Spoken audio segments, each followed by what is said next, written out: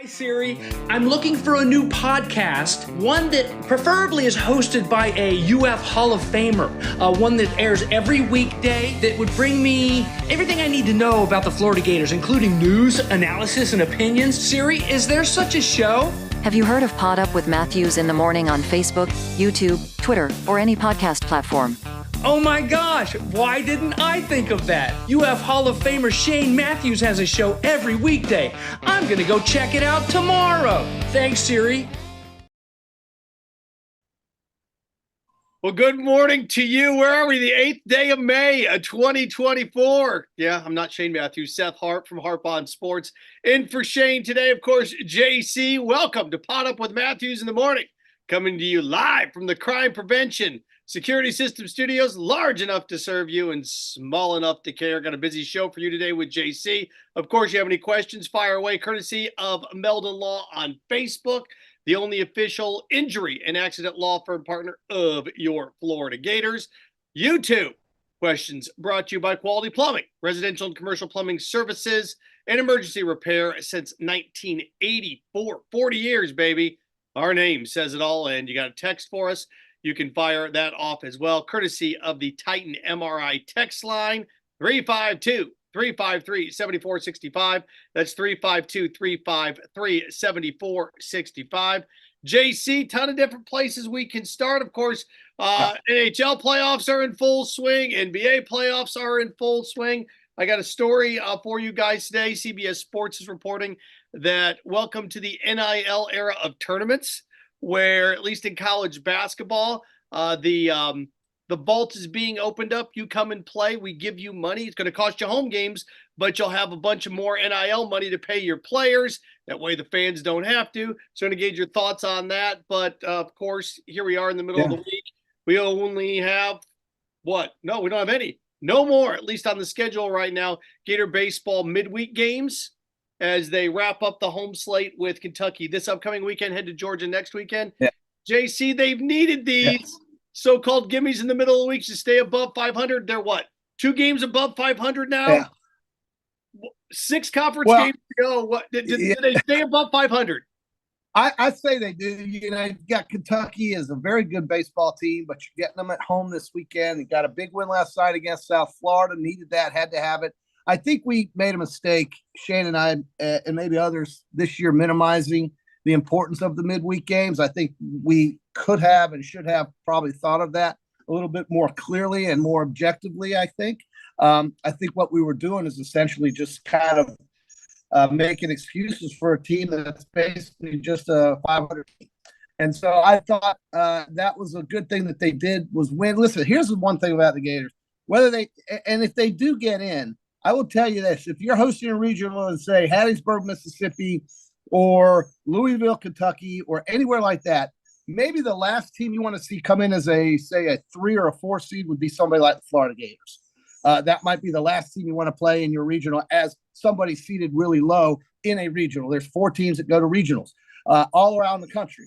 And obviously, Florida's not going to host one unless maybe they win the SEC tournament. Don't see that happening. So what's the reality now? It's time to talk reality. The reality is that those middle games did matter during the week. We were wrong about that. And you basically have to win of the remaining – how many games did you say? 5? I'm sorry, a couple games above. Games left? You better win 4 of them. Yeah. And that since the last time they won a series was, you ready for this? The week after the NCAA basketball tournament's first round. So they haven't won a first round series since March.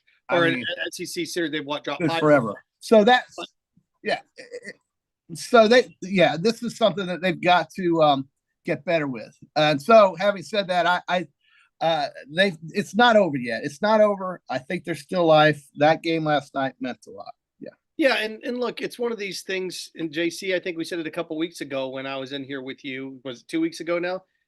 The Florida Gators happen to have the best player in college baseball on their team, and they are a 500 baseball team. Just it happens to have the best player in college baseball. Right, yeah. They lost their top 2 starters from a year ago. They lost their heart and soul behind home plate. They lost 2 starters in the infield. They lost a guy that took less than 40 games to make it to the bigs. And guess what? They didn't reload. They weren't able at least talent-wise, to replace all those guys, and it's tough. LSU wasn't able to replace the studs that they were. They're below 500 in the conference too. So, Florida struggles early on in the year in the non-con. Now it comes back to bite them here a little bit as we get into the later stages of the season. But it's a baseball team, as you mentioned. It's one of those teams, JC, what I liken them to in college basketball is one of those 11 seed play-in game type of teams that if you're a 6 seed, you're like, the last thing I want to see is a team that got hot at the end of the year that won 7 of their last 10 that all of a sudden wins their play-in game, and I'm the 6 seed and I'm sitting there and they've won 4 in a row or whatever they've done, or 3 out of the last 4 because they get ready to play me. I think the difference is the pitching is so bad. They don't even, what do? Do you start Bagley in the first game? And even he's had his struggles the last few weeks here. It's just, again, it's an average baseball team that I think, and this is what I wanted to ask you, JC, did you recalibrate success at this point? Making the tournament is a successful season at this point. Isn't getting to a regional final the ceiling? Getting to a regional, not a super. Yeah, I think. Well, you can make those cases.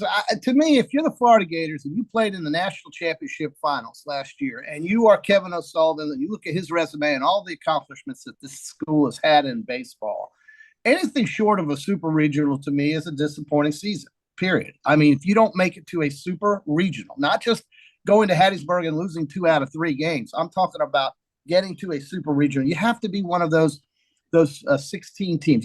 That's basically called the last, the Sweet 16. You're playing a higher seeded team, or you're a higher seeded top 8 seed hosting a tournament on your home field as one of the last 16. And being in the top 8 is great, but just being in the top 16 to me should be always the metric that you determine whether or not a season is successful. Yeah, and I think this year we have to recalibrate that a bit. I agree with you. Beginning of the year, top 5 ranking, depending on what publication you look at, and the fact now that we're talking about just getting to a regional, not hosting, just getting to one. No, and the season's. Yeah, it's a disappointing year, but it's a disappointing year that you can still make the tournament. And like I said, what you want to do is you want to avoid being JC the 3 seed in. What do we want to do here? Wake Forest. Or a regional like that where you have the number 1 or number 2 team in the country and you come waddling in as the 3 seed and you get boat raced a couple times. You'd much rather be, as much as good as they are this year, you'd much rather be like an Indiana State's regional, something like that, where you could navigate that thing and maybe get to the finals of it. But getting in one of those regionals with one of those big dogs, one of the top, again, I doubt they send you to A&M, which you don't want. They can't. You don't want to end up in Tallahassee. You don't want a 4-burger.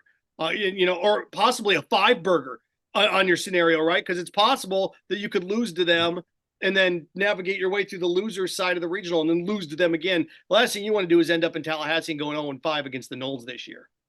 Yeah, or Knoxville. I wouldn't want to end up there either. I mean, that team can hit, man. I don't like this team doesn't have the depth, I think, pitching wise to make a big run. But what I told Shane the other day, and I mean, it may sound like folly, but you know who the last team to make the NCAA tournament was a few years ago, who ended up winning the whole damn thing, and they did an ESPN story on it. That would be your Ole Miss Rebels. Ole Miss was the 80th team or something like that made it to a regional. The last team, they were the last one, somehow got in. I think they got in through their play in the SEC tournament. Got them a bid to be the 4th seed somewhere in God's country, and they ended up winning the entire tournament, the whole thing. So, I mean, it is baseball. Anything can happen. Hot pitcher there, error here. I'm trying to be optimistic about it, but I'm also trying to be realistic about it. The fact is they can't stop anybody. The football team couldn't stop anybody. Basketball team allowed Colorado to score 102 points, and the baseball team can't really stop anybody. And that's what 2023/24 is. Hopefully 2024/25 when the new year starts, because to me the sports year ends with the baseball season. So when the new season starts with football season, hopefully we'll see some better defensive types of things. Now, if you want to talk about softball or tennis or swimming or track and field, any of those other things, you can say, great, we're really good at this, but not a whole lot of people around America are looking at that. PodUp with Matthews in the morning, brought to you in part by Comfort is our business. Peace of mind is the promise. Receive 1 full year of preventative maintenance for free with every scheduled full home duct cleaning. And also PodUp with Matthews in the morning here on this Wednesday is a service of Silverback Concrete. Silverback Concrete builds firm foundations for generations. You stand on it. We stand by it. Yeah, softball. It's interesting, JC, running the station here.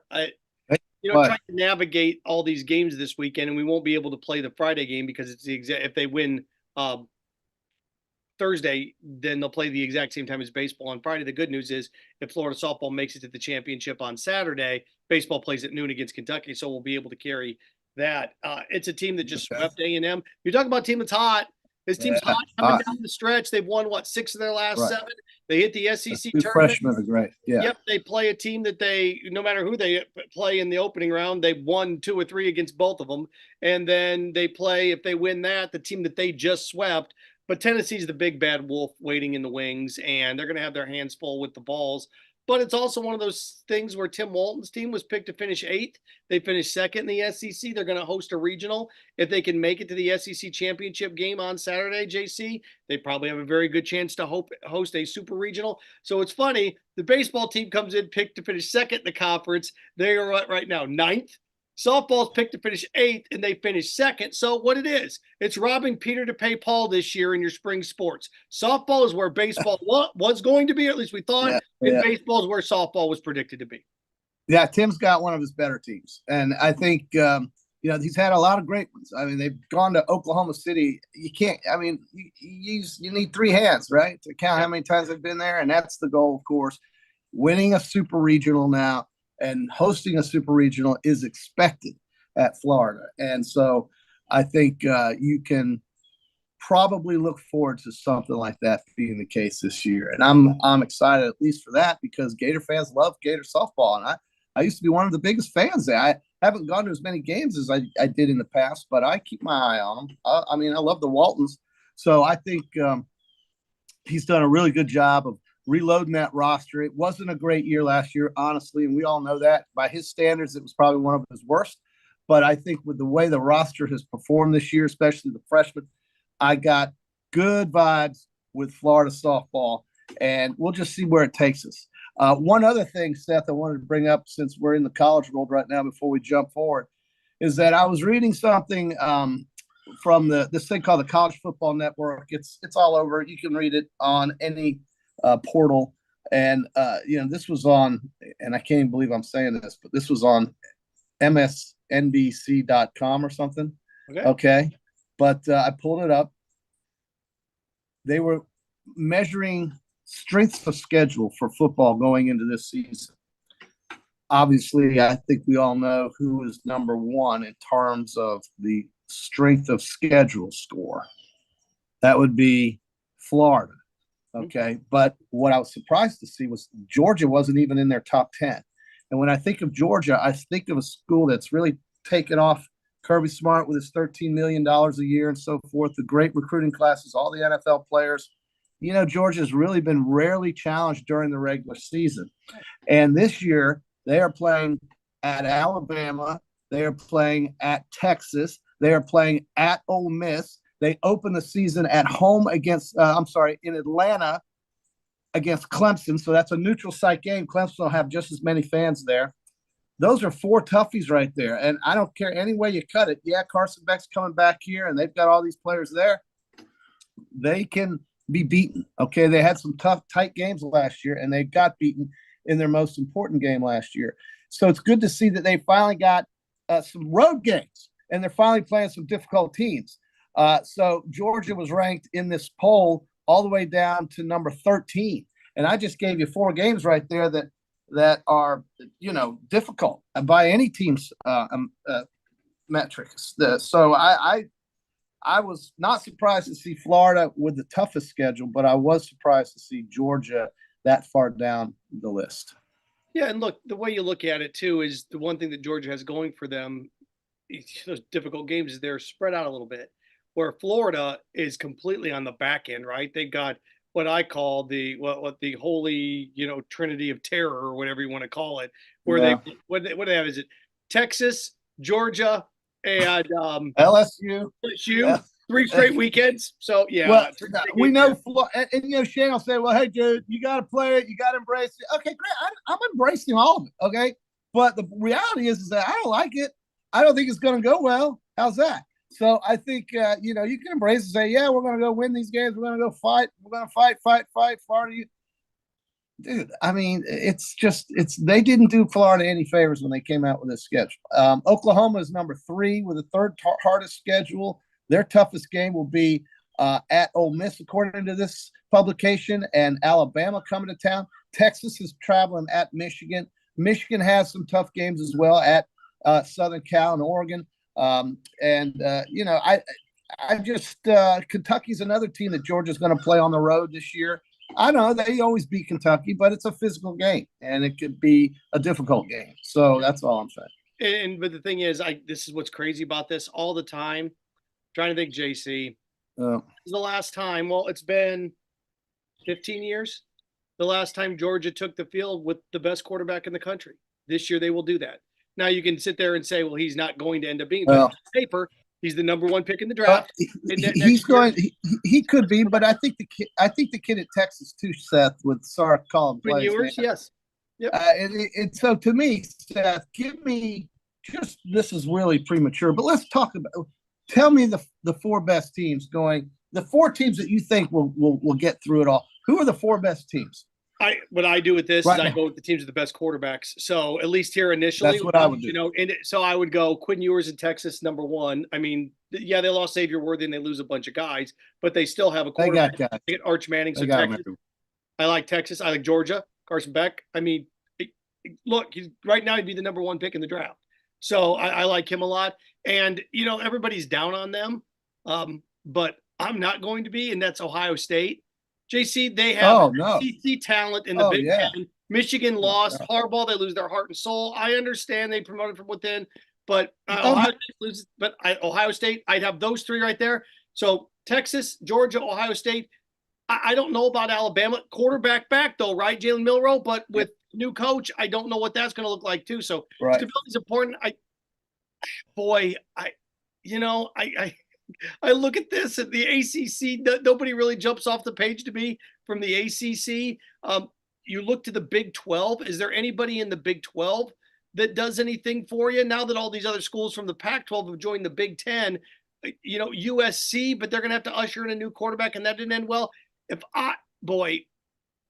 I'd say you're looking at either Oregon, maybe Alabama, maybe Florida State, somebody like that. Yes, they're replacing quarterbacks. Bo Nix is gone. Florida State's their kid is gone. Milroe, we don't know, as you said, but they're just the amount of talent. And you're right about Ohio State. They are clearly the favorite in the Big Ten. Caleb Downs, some guys on defense. They got Judkins from Mississippi coming up there running the football. They're not going to have any problem scoring points.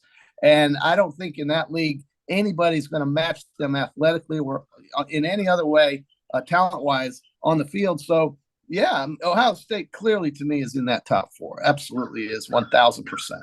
And we're going to know a lot more about, we're going to learn about Alabama as that season progresses. They've got a game on the road at Wisconsin that they're playing in September. And then 2 weeks after that, Georgia comes to town. So there you go. And another team, and I know they haven't been in contention the last few years, but a team that has, I see in here like Andy's writing in Florida State has an easy schedule. Matt writes in Utah. Those are both. Kyle Whittingham does a fantastic job. Great job. We know that.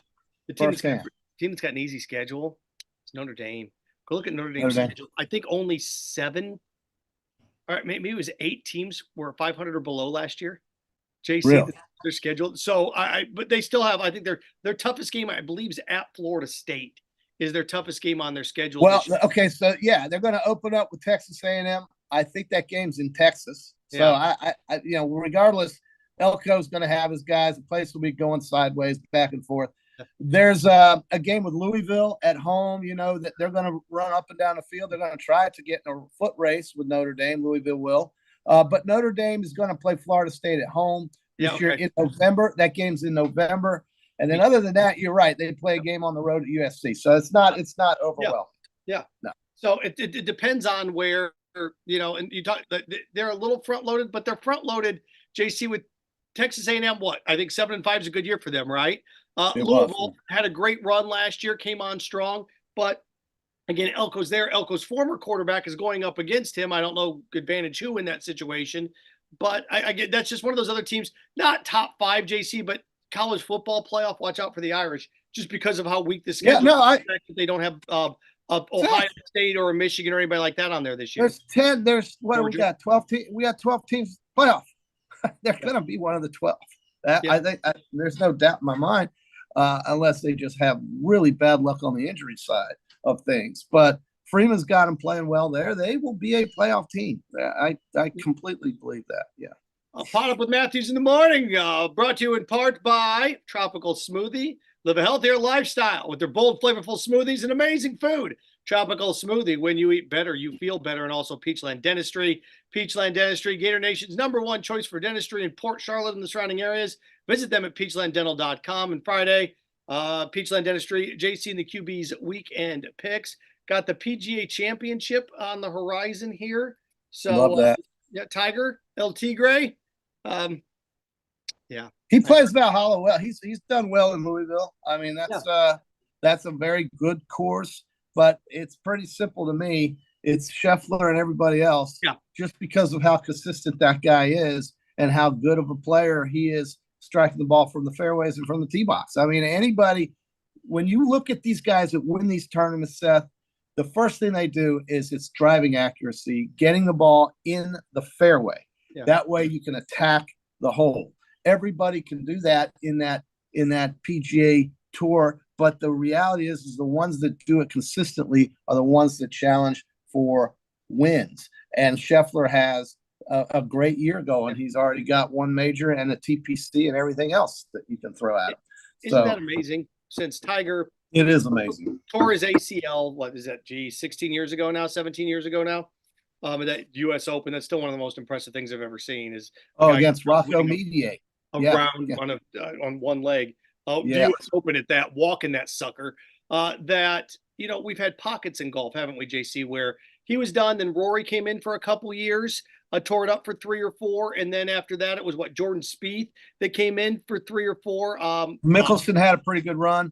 Guy from Florida State. Won back-to-back. Did he win back-to-back U.S. Opens or 2 out of 3 years?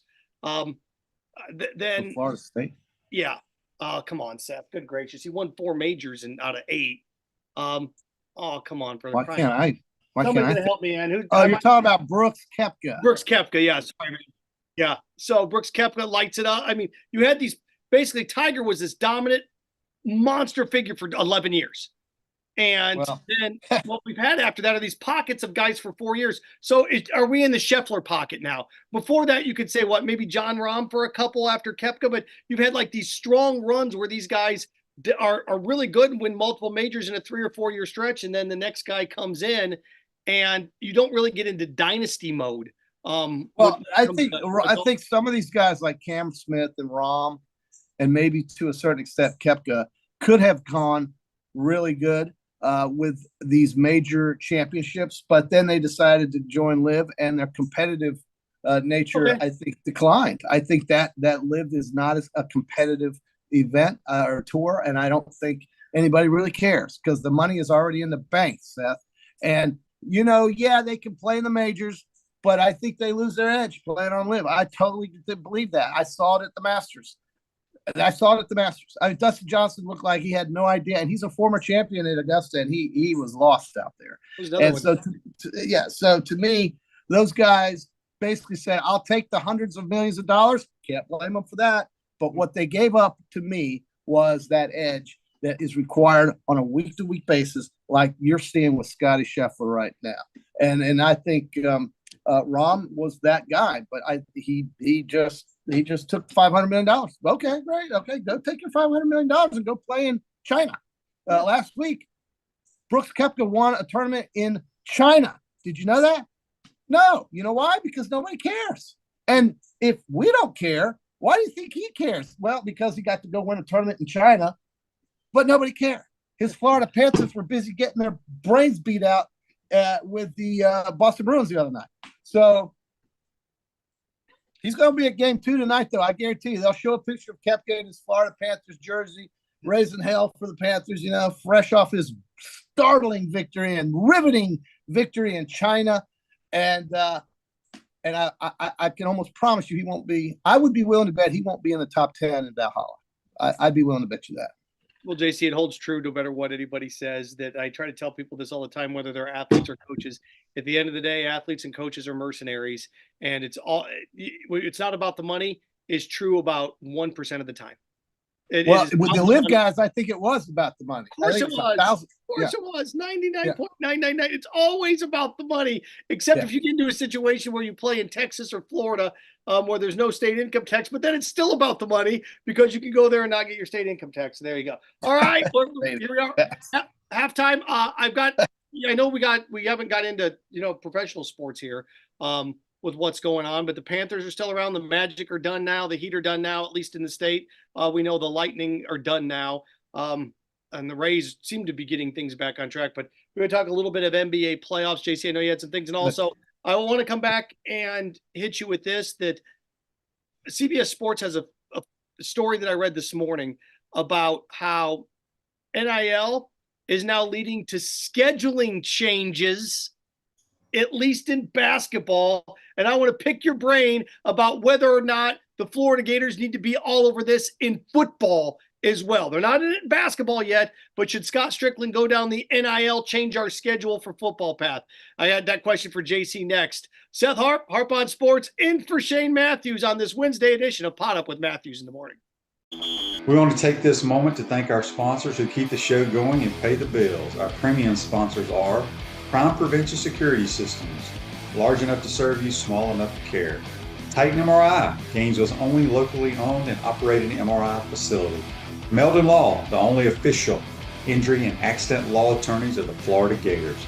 Peachland Dental, Gator Nation's first choice for dentistry in Port Charlotte.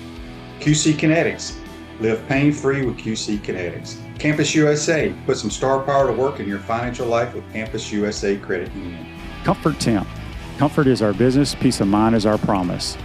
Dave & Buster's Eat, Drink, Play, Watch. Radware, your local provider of promotional products, uniforms, and apparel. Our Gridiron sponsors are Auto ER, UF Bookstores, Silverback Concrete, Ruse Ogre State Farm Insurance, Radware, F45, Quality Plumbing.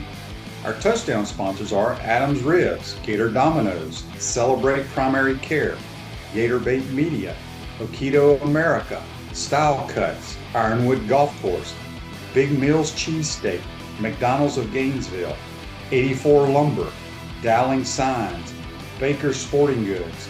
If you're interested in promoting your business on the show, call Freddie at 352-284-3733.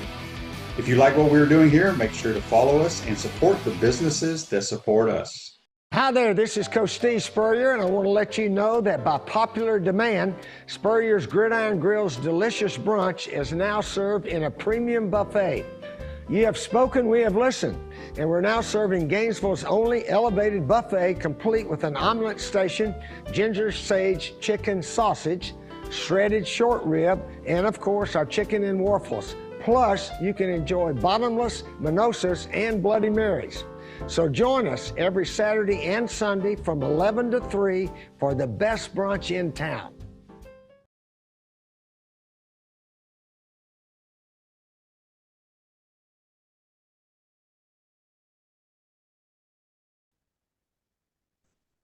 PodUp with Matthews in the Morning, moving along here on this Wednesday, the 8th day of May, 2024. PodUp with Matthews in the Morning is brought to you in part by QC Kinetics.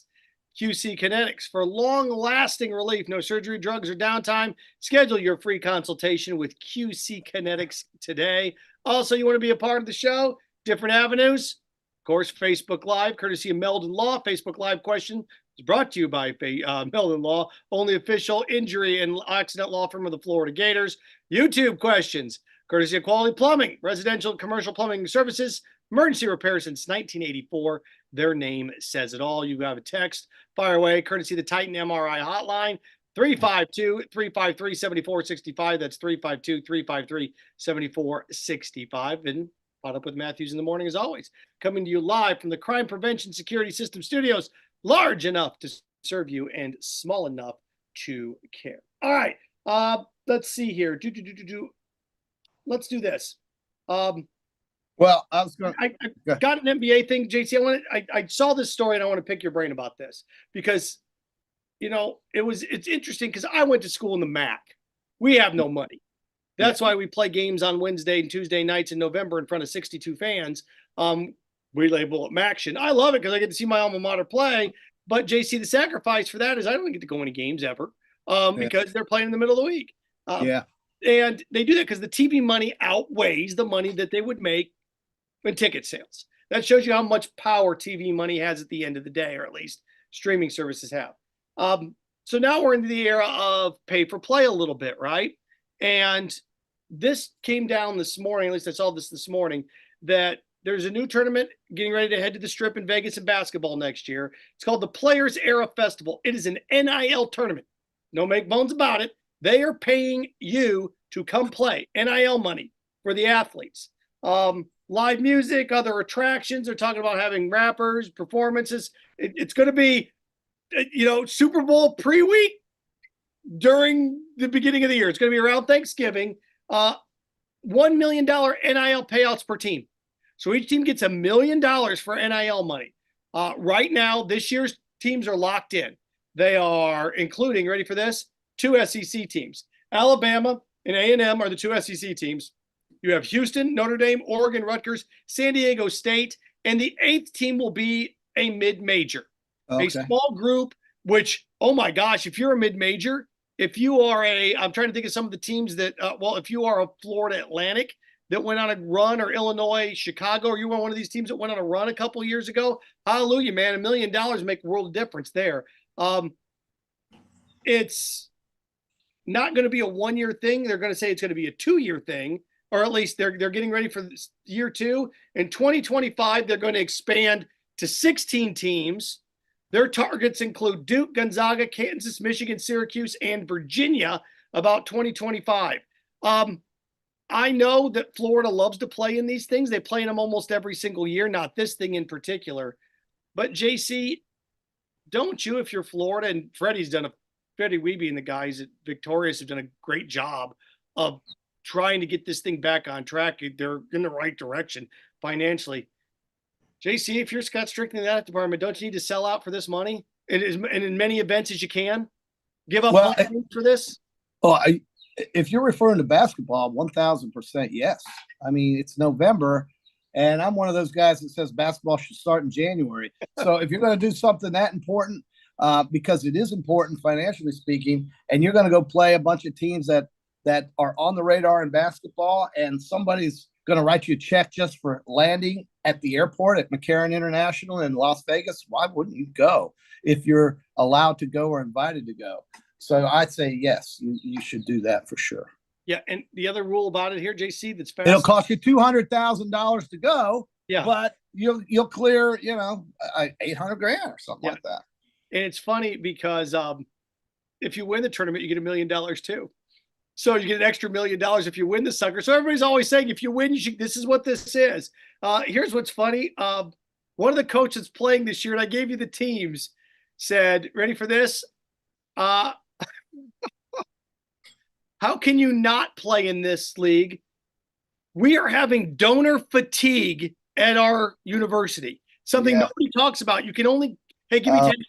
You only can hit people up so much. I see people all the time, and I get it. I can tell you. Donor fatigue's a big thing. He said, we'll play in the Mandalay Blanking Bay parking lot. Just clear the blanking check. So, yeah. Well, we've got to remember something about the NIL and a lot of what's going on with NIL. A lot of it is powered by what we have perceived to be a very vibrant economy on the donor side, meaning the people that have the means to give the money are enjoying the best of times, economically speaking. But like everything, there is a reversion to the mean where they are going to, you call it donor fatigue, they're going to find other things to do with that money. If affordability becomes a bigger problem for just normal people, right? And it is a problem for normal people. Try going to the grocery store. I mean, we talk about it every day, right? And this is not political. This is reality. This is called life that's happening in this country. And just blindly throwing money at collectives and I'm not trying to dissuade anybody from doing something like that if that's what you want to do with your discretionary dollars or your donor dollars. But reality is that if things start going upside down, economically speaking, employment speaking, in any other way, affordability speaking, this kind of stuff is going to revert. It is absolutely going to slow down. There is no question about it. None. Yeah, and I think we mentioned this a couple weeks ago that what Florida does not have. I was looking at like Fortune 500 wealthiest Americans that run businesses and companies and CEOs. They don't care about collectives in college basketball. Promise you, they just don't. That group of gangs, I look at like the nation's billionaires. The conference that produces the most billionaires in America is the Ivy League. You know, I think Penn's got like 20, William and Mary, Harvard. But then you start to go through, Arkansas's got 3. You know, well, SMU has 3. Florida's got 1 billionaire that graduated. That's an alum. So I would tell you the Ivy League produces some other things too, but it's not pertinent to this program. But I think you know what I'm talking about. Yeah. Now listen, man, I think it's a good idea. I think it'd be fun. Basketball can use all the help it can get, especially when you're drawing 6,000 to 8,000 fans on a normal weeknight at your arena. Yes, the TV money is the reason for all of this. It's the funding. You know, speaking of TV, I got to mention this. Where Clemson and Florida State are going through these lawsuits with the ACC, they're really fighting to get more money because right now Clemson and the ACC, their TV contract, something like $40 million, and then there's an extra $12 million for the playoffs, $50 some odd million. The SEC is looking at 90 teams in the SEC are looking at, and I include Vanderbilt in this calculus, which is a laugh, but teams in this league, 70 million and then 21 million for the football playoffs, 90 million. Now you do the math, 50 and 90. It is not sustainable for the Florida States and the Clemsons and the Miamis. Okay. Miami can't even get 20,000 fans to come to their stinking football games. So there'll be more Miami fans probably in Gainesville than there will be at a home game come August. But think about the disparity in economics for teams like Clemson and Florida State, and they are desperate to try to do something about that TV, that contract. Whereas the SEC, you're looking at 90 million per school. Those are just numbers that are out there. You can look them up, and the ACC cannot support that. And so I think what you're going to eventually see, Seth, is an ESPN league and a Fox league, and you're going to have that. That's what you're looking at. I believe that's what we're going at. It's going to be very similar. Forget about the NIL for a minute. It's going to be about the television contracts and who's going to be in and who's not. Yeah, and I said this, and I don't know if you were part of this show. I think I did it when I did it with Brett Beard. But what I would love to see the SEC do next, because let's face it, JC, it's not about, okay, we got to come up with the next thing. We got to come up with the next thing. I would love to see the SEC do a Monday night football game that starts at 6:30 p.m. on Amazon. Amazon. I mean, because the NFL starts at 8:30, 9 o'clock. That's great. But if I get a 6:30 kick on Monday between Mississippi State and, South Carolina, I mean, great. And then you'd have to put some big games on there eventually. But as opposed to burying it at noon on it's similar to the NFL Thursday package, I'd love to see something like that. I totally get. I do not like the big noon Fox thing. Like they had Alabama and Texas one year on big noon. They have Michigan and Ohio State on big noon. I'm not a big noon guy. Nobody likes it. It's TV. It's all TV. It's their slot. That's what they're trying to market. But nobody likes that. In the Central Time Zone, big noon is big 11 a.m. That sucks. I mean, nobody at Texas wants to go to a game 11 o'clock in the morning. I can promise you that. I can tell you this: noon games in the audio business, my best friend. More people listen to noon games than anything. You know what's a nightmare for me, JC? An 8 p.m. kick. for ESPN Gainesville. Ain't nobody listening to us. I mean, there's just not enough time in the day. I always complain about how late these things start. Like there was a hockey game last night. It started at 10 o'clock Eastern, 9 o'clock local Dallas and Colorado. I mean, I get, the NCAA basketball tournament with UConn playing somebody at 9:30. I mean, the hell with that. But I get it. During football, you've only got 7. Well, no, I'm sorry. You've got 12 weeks or something like that. Yeah, these new games, it's all television driven, obviously, but nobody's thrilled about it. And I know the schools, the players, the coaches, the media love it. But the people that make this somewhat of an event because there's so much interest and so much environment, they can't stand it. It's miserable. A question for you. We talked about the NIL for this basketball tournament is going to go on in Vegas, where each team's going to get $1 million for just NIL. That's what they have to use. It's just strictly NIL money. Again, I went to school in the MAC. We've been doing that for years. Heck, when I was a junior, he came down here and got boat raced by Florida, and they gave us a nice check. Just the way it works, right? So Mid-American Conference schools, Sun Belt schools have been doing this for years to be able to fund their athletic department. Now major programs are going to have to do it to fund their NIL. Or you experience, quote unquote, like you heard this coach say, donor fatigue. JC, if you're Scott Strickland, you start to explore the possibility of, taking on a Notre Dame, taking on a USC in a non-conference game, making your schedule even harder in Vegas, and pick a new LA and take an extra $2 or $3 million every year just for NIL money? I would say no, because for the fans and for the team, the coaches, this is a lot of work.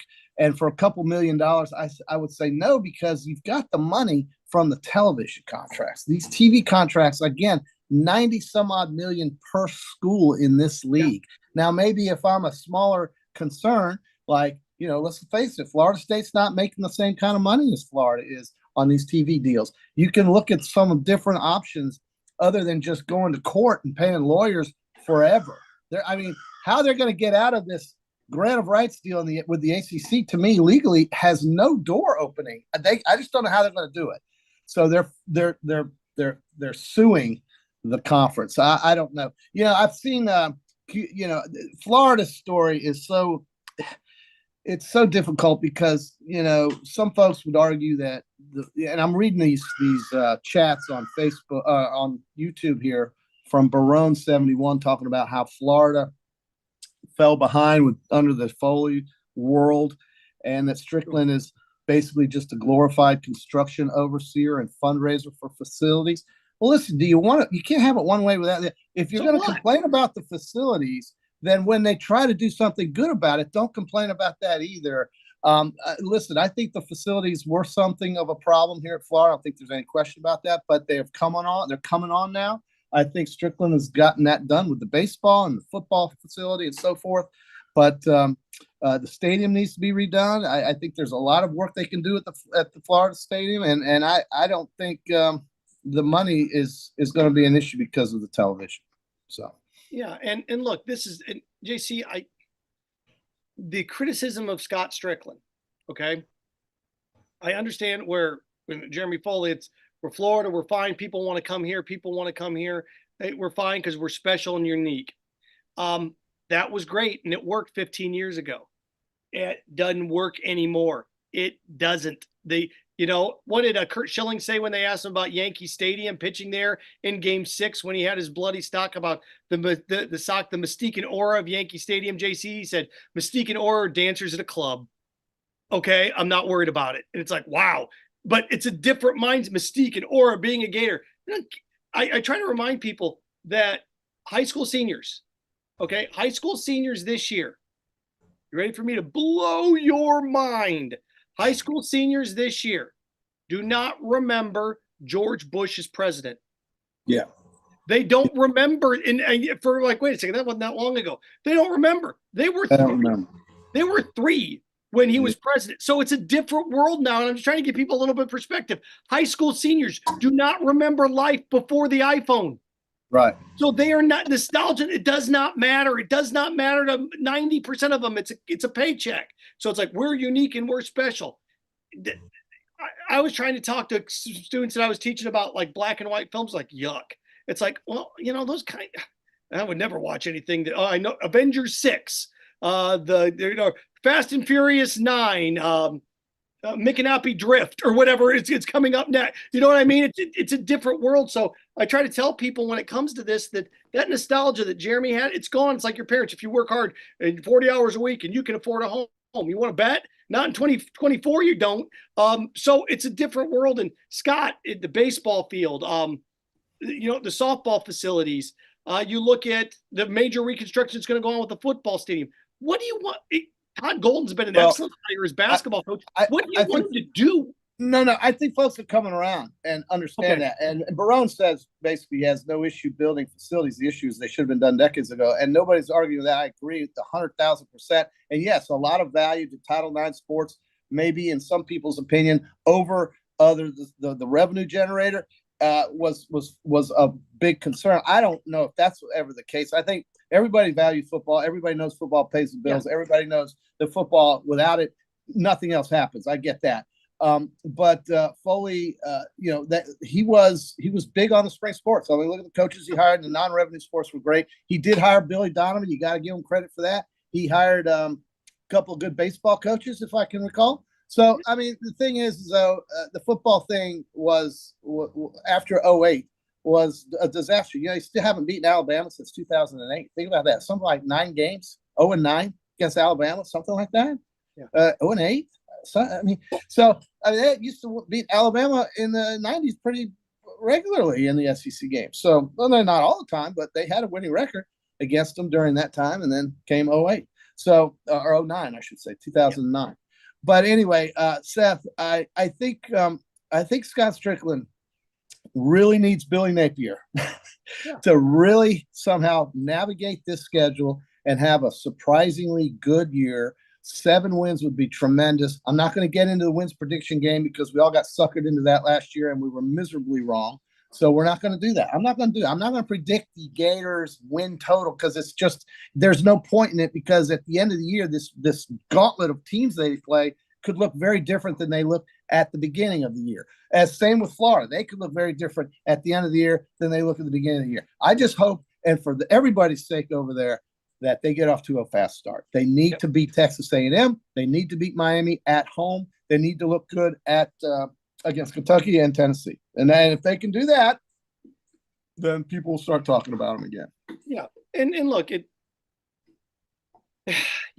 just think, again, with Scott Strickland, what he's done here, the knock on him for construction and building new things. What do you want to have dumps? No, you got to build. You got to stay up with the times. You got to get the money out of the bank. You got to spend it. Yep. Okay. Messages rolling in. He said, based on Nielsen ratings, those noon games are the most watched. Are they? Yeah. Well, that might be the case on television, but nobody cares. And I know television runs this whole damn thing. I get it. I understand it. Maybe they are the most watched, but I can tell you, you don't want to go to those noon games, and the local economy hates them because nobody spends money for the stinking noon games. And then after the noon games, most people leave. And they go home because they've had it. I've been up since 6 a.m. I'm going to go out at 3 o'clock now and go get drunk after a football game? No. I can tell you this. I'm going to go the hell home and watch TV. There's 3 different factors here. And a guy that's done this for 30 years of his career, financially and figuratively, and literally any word you want to use, the start that's the best for 4 o'clock, radio is noon. Oh, okay, because I get you from 9 to about radio. Okay. I get you for TV. For TV, the best slot, if you're a fan in TV, is 8 p.m. because you get to go in prime time. The best for the local economy, JC, you're right, is 3:30 because I get you the bars before and I get you out afterwards. So that, because if you're playing at 8 o'clock, the kids are going out, but no adults are going out after that. So it's and at noon everybody and nobody gets up for breakfast. The best thing for a local economy is always a 4 o'clock or 3:30 kick. I think so too. Always. Mike writes in, I didn't think TV money could be used for NIL. Doesn't go to the school and the school can do NIL. That's not what this NIL thing in Vegas is. That this is just strictly an NIL deal. We're going to give you, and what you're having now is Michael, in an ideal world, yes. But what you're having now is the NCAA is so weak, and it's weak because, let's face it, the schools have made it weak. And they have the teeth that they have is basically gone because the schools always let the NCAA fall on the sword at the Supreme Court level or at the circuit court level because they're going to get sued every single time. And then the school presidents and ADs put their hands up and go, see, we're not doing it. It's the NCAA that's doing it. So everybody's going to push the envelope. This will get done. Let's see here. Seth, can the Pacers beat the Knicks and the referees? They better. They better win tonight, and I do think they got kind of screwed. But at the same time, the Indiana had a 9-point lead in the fourth quarter. They can blame themselves for much of the problems, but they are a fun team to watch, and I think they win game 2 tonight. And if you want to dabble in some hard rock, you take the 5.5 with the Pacers. That's exactly not a bad bet. That's going to be one of those series. I don't think Indiana, the Pacers don't have. You need somebody that can get you a stop. And the Pacers' problem has been all year is they can't get a stop, and that's what happened Tuesday night. Yeah, no, it was incredible. Brunson, I think 26 attempts, 43 points. Are you kidding me? Yeah. I mean, that's called efficiency right there. And he was the best player on the court. But I think Indiana wins tonight. I do. I think Indiana wins tonight. I'm impressed with OKC. I think everybody knows Boston is the class of it all right now, but it doesn't mean they're going to win it. I'm very impressed with Minnesota. My God, what they are doing to Denver. I don't know if Denver can dig out of this. Minnesota is locking them down, and Edwards right now is the talk of all of the league. So him and Brunson. A PodUp with Matthews in the morning, a service of Ruzoga State Farm Insurance. Dedicated insurance professionals ready to help life go in the right direction with the right insurance options for you and your family. Visit ograinsurance.com, 352-240-1779. That's 352-240-1779. Also, Campus USA. I always bring this up to help me get my car. My Lambo, JC. My Lamborghini, courtesy of Campus USA. Of course, Campus USA Credit Union. Put some star power in your work, in your financial life with Campus USA Credit Union. Let's see here. A couple other messages rolling in.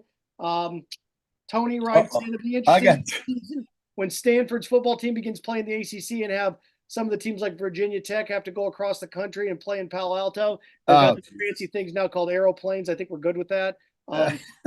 Boston College has to play Miami. Arizona goes to Seattle every. It's an extra half hour, extra 40 minutes on a plane. Everything. All right. It's going to be fine. Joseph writes in, Notre Dame benefits more off playing an SEC team than any SEC team gets play them. Boycott those jokers. Joseph, that's just ridiculous. That you're telling me Notre Dame benefits more playing Vanderbilt and Ole Miss than Ole Miss and Vanderbilt would. Come on, stop it. That's just. Well, we got a compliment here from our man Barone. Says we got good energy today on the show. We got to have energy, Seth. You're kind of like, you remind me of that guy on ESPN, Pat McAfee. You got lots of energy. We've got much. Man, that's Randy Savage, by the way. Look at this. Speaking of Rick, look at this. Anybody out here wants to talk trash to me, JC? Go bench him. I'll just bench press him. I'll run like the Atlas. Wait till you're my age to talk about the bench pressing. You'll be woo. Anyway, this computer of mine is on 1%. So if I go dark, folks, it's my fault for not charging the phone. But I've had a good time with you this morning there, Seth. I have too. And hey, everybody enjoy Gator softball this weekend. They have a chance to win the SEC tournament. We'll carry Thursday's game. Baseball will be on Friday, and we'll carry both softball and baseball on Saturday as we head into there. And so that's where we're going to be, baby. Go Gators! Oh, we lost him there. I knew he was going to go. So, but hey, we're running out of time anyways. JC's phone died, or computer died. We knew that was going to happen. A couple other things before we wrap up. Got to thank everybody that was a part of it today. Fire off your questions. We'll be back tomorrow. Andy's Ric Flair looking for you, Seth. Yeah, Ric Flair. We didn't really get to mention Ric Flair downtown. I give a tip of the hat. I like Paisanos. Good job by them being able to handle that situation. Anytime you run into a professional wrestler, Hulk Hogan told stories about Ric Flair that he never saw Ric Flair ever drink water. Ever. Knew the dude for 30 years. Never once saw him drink water. So, yeah. Oh man, But I give credit because that's why I could never work in the industry. The food, I give, oh my gosh, people in the service industry, how you do it, man, oh man, I have no idea because about the first time some Karen or some turd threw a glass or something at me, folding chair across the back, man, that'd be ridiculous. But tip of the hat to every gang of paisanos for being able to handle that nonsense. Good for them. All right. Got to thank Zach Rothrock, Freddie Weeby, everybody involved. Yeah, Danny is an icon. It's too bad, right? It's really too bad. Part of this, I'll be back tomorrow with Brett Beard. And of course, on Friday, we'll head into the weekend. So I got to thank JC, everybody that commented, everybody courtesy of YouTube, Facebook Live, the whole 9 yards. Thank you very much. We'll be back tomorrow. This has been PodUp with Matthews in the morning.